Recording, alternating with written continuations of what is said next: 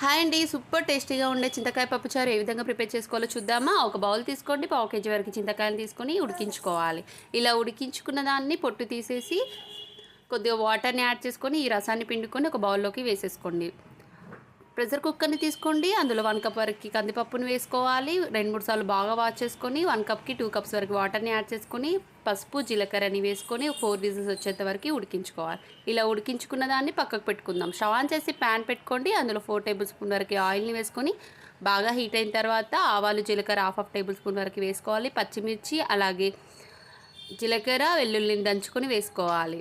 ఉల్లిపాయ ముక్కల్ని స్లైసెస్‌గా కట్ చేసుకొని కరివేపాకును వేసుకోవాలి. టమాటా ముక్కల్ని వేసుకొని హాఫ్ టేబుల్ స్పూన్ వరకు పసుపును వేసుకొని ఎండుమిర్చిని వేసుకొని ఉడికించుకోవాలి. ఇలా ఉడికించుకున్న తర్వాత చింతపండు రసాన్ని వేసుకొని టేస్ట్‌కి సరిపడంత సాల్ట్‌ని యాడ్ చేసుకొని ఉడికించుకున్న పప్పుని వేసేసుకోవాలి. ఒక 15 మినిట్స్ వరకు ఉడికించుకోండి. చింతకాయ పప్పుచారు రెడీ.